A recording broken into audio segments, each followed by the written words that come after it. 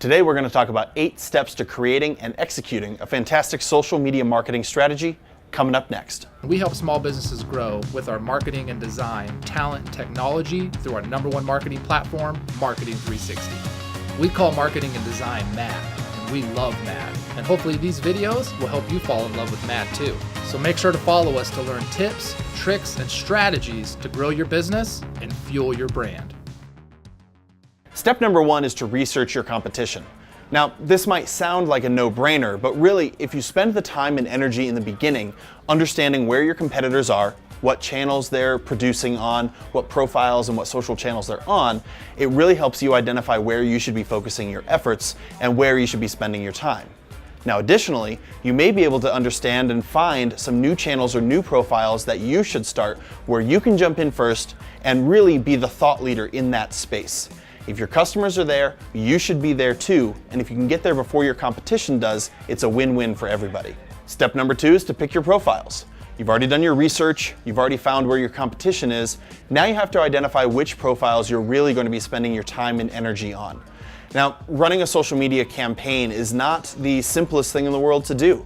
It takes time, energy, money, commitment, focus in order to achieve your goals. So you really have to identify where do you want to be, where can you commit to be, and what do those channels look like.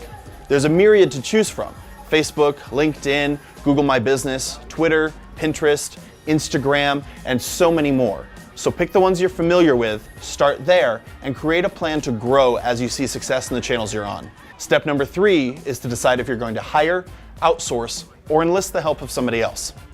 Now, it may make sense to hire somebody new into your company who can help you to achieve the goals that you want. Maybe you don't have the time, you don't have the skill or experience, or really even the desire to run your own social media channels. So hiring somebody and bringing them into the company may make sense for you. You could outsource. You can outsource to a full-scale marketing agency. You can outsource to a social media expert in your local community, or you can outsource to friends and family, depending on what your business is and what your goals are. Finally, another opportunity would be to enlist the help of people that are already within your organization. Enlisting their help will really help you to achieve your goals by creating more user-generated content. Also, all of the focus and the energy and the time isn't on your shoulders. So as long as you've got some people in your organization that are willing and desire to help, that may be a great opportunity as well. Finally, you really want to decide, is it worth it to you?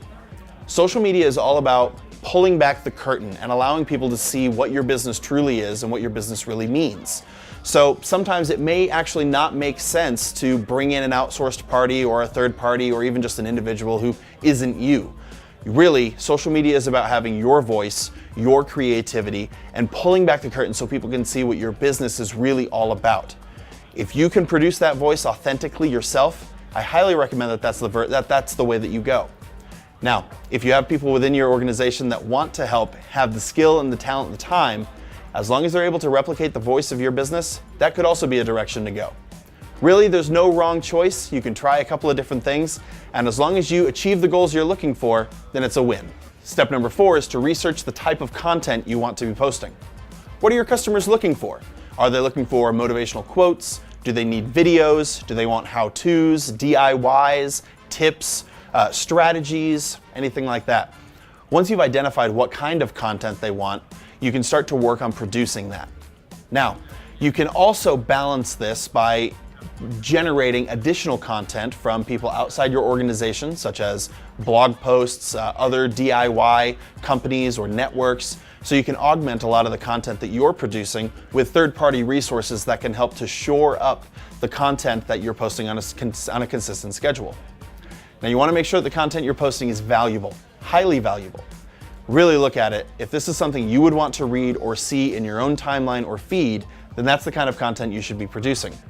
If you don't find value in it, neither will your customers. So ensure that the value is there. Step number 5 is to create a posting schedule. People love consistency.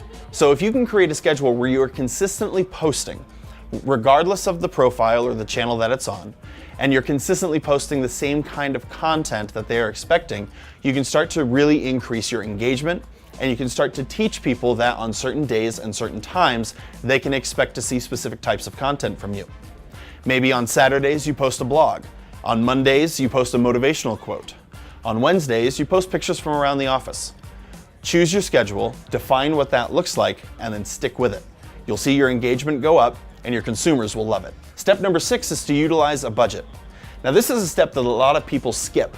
And unfortunately, if you skip on using a budget to promote and increase your engagement, you're hoping to be found by random chance. Most algorithms for social media networks don't really produce organic results.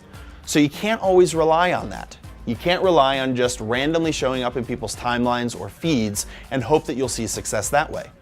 By having a budget, it doesn't even have to be a really big one, but by having a small budget for boosting posts, sponsoring content, or just increasing engagement, you can see a lot more value as time goes on. This is also a great way to find new customers, people that haven't heard of you before, or people that haven't engaged with your content in the past.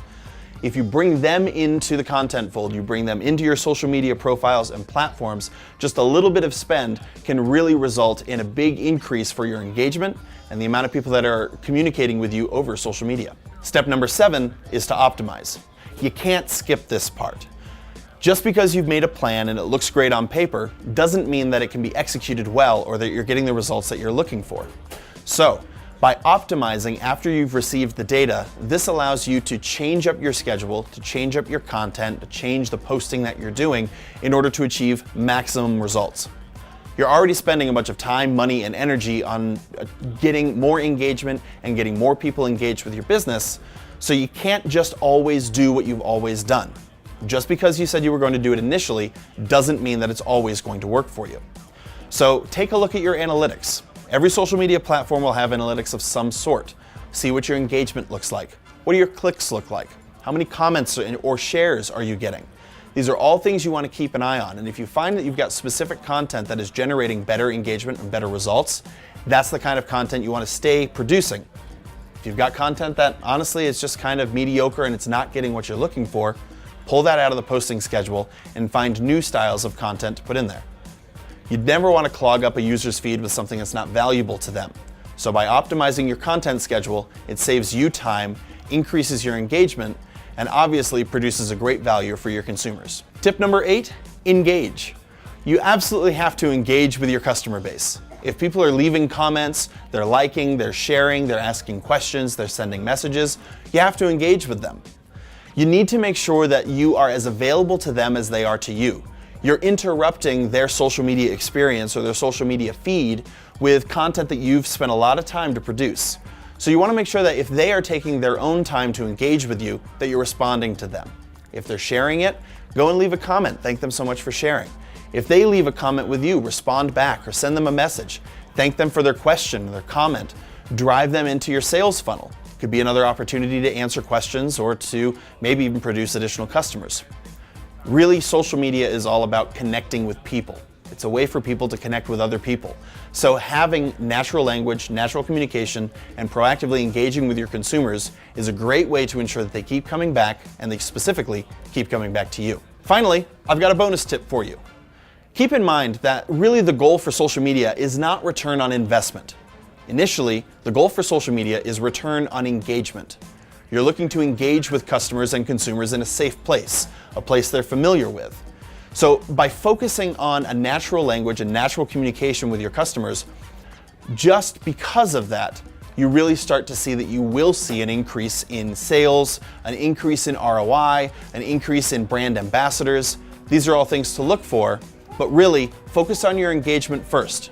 The return on investment will come, but you can't be focused on that. Social media is not about sales. It's about natural human connection and human language. I want to thank you guys so much for watching. If you enjoyed the content, please like, share, and comment. Leave us a note. Let us know what other kind of content you'd like to see, other tips and strategies, and we'll be sure to produce a video about it. I want to thank you so much for watching, and happy marketing.